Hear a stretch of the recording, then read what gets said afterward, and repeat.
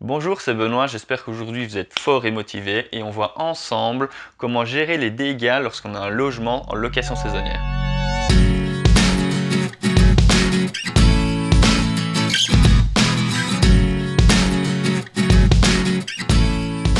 La première chose, lorsqu'on parle des dégâts en location saisonnière dans notre logement, évidemment, c'est d'essayer de les anticiper. C'est mieux d'anticiper, donc de ne pas en avoir, que de devoir résoudre le problème, évidemment, une fois qu'il est là. Alors, comment est-ce qu'on anticipe les dégâts qu'on peut avoir dans une maison en location saisonnière? J'ai déjà fait d'autres vidéos, vous pourrez regarder dans la playlist où voilà, j'explique un petit peu différentes choses que l'on peut faire.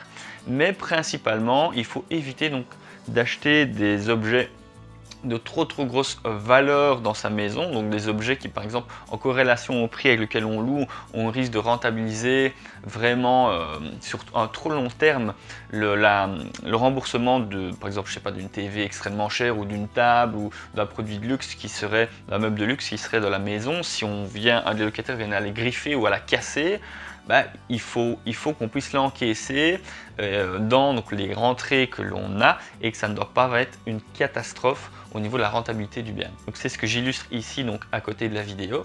Donc c'est préférable d'avoir un mobilier qui a un prix donc raisonnable, en tout cas en corrélation avec le bénéfice que l'on obtient de la location saisonnière. Comme ça, quoi qu'il arrive, on devrait normalement pouvoir rentrer dans ses clous si de temps en temps on a un mobilier qui se casse. Alors une seconde chose, c'est aussi d'éviter de mettre des objets, parce qu'on n'est pas obligé de mettre que des meubles, on peut mettre aussi, je sais pas moi, une PlayStation, des jeux pour les enfants, on peut vraiment donc apporter du service dans le bien, dans le logement qu'on a en location. Mais il faut aussi également éviter de mettre des objets qui seraient trop intéressants à voler, qui a une valeur voilà, un peu trop élevée et qui donnerait envie aux locataires de le voler et d'avoir donc des vols d'objets dans notre logement.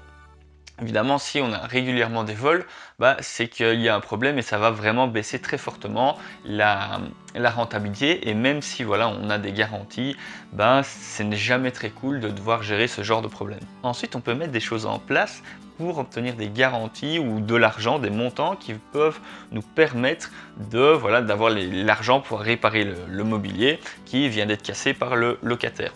Il y a plusieurs solutions. La première, qui est la plus utilisée par tous, c'est la caution. Donc on peut choisir sur les différentes places de marché, même si vous louez en direct, on peut demander donc une caution qui servira donc en cas de check-out, s'il y a quelque chose de cassé, etc., qui servira donc de poire, donc d'argent qu'on peut utiliser pour réparer donc l'objet ou le meuble qui a été cassé. Mais on peut également prendre des assurances, une assurance qui va couvrir voilà, les dégâts qui ont été faits dans la maison et également les dégâts, je sais pas moi, de l'eau, s'il y a eu un problème avec l'évier, s'il y a eu un problème, voilà, il y a des assurances pour pas mal de choses. Il est vraiment intéressant de se renseigner, de prendre les assurances pour pouvoir se couvrir des différents dégâts qui peuvent arriver dans la maison. En plus des assurances que l'on peut prendre donc, de manière personnelle auprès de son courtier, on a également des assurances qui sont comprises sur les places de marché. Alors il faut se renseigner d'une place de marché à l'autre, les assurances offertes et les garanties offertes sont différentes, mais néanmoins elles existent et on peut les utiliser. Alors moi je veux parler de mon expérience, je n'ai pas encore eu besoin d'utiliser donc le système des assurances sur les différentes places de marché, donc je n'ai pas vraiment de retour personnel.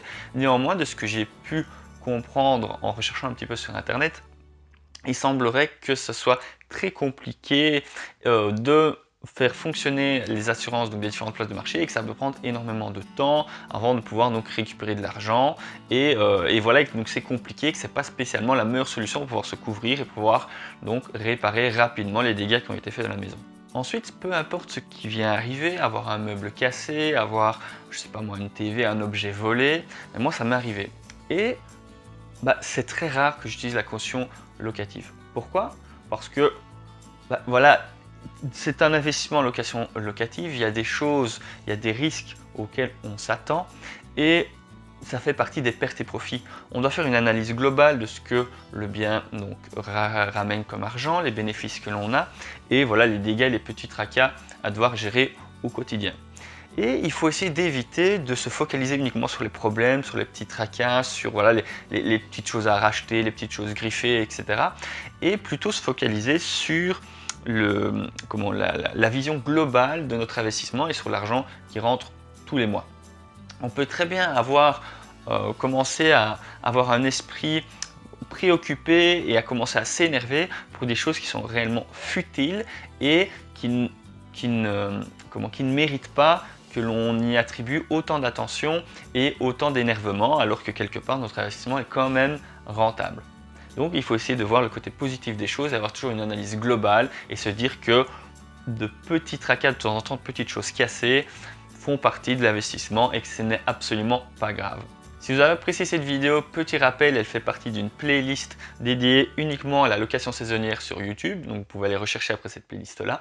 Et si vous désirez devenir très fort et cartonner dans le domaine de la location saisonnière en Belgique, je vous invite à regarder donc en description pour obtenir le lien qui vous permettra donc d'obtenir 3 vidéos de haute qualité de formation sur le domaine de la location saisonnière. Merci d'avoir regardé la vidéo, soyez forts, à très bientôt, ciao!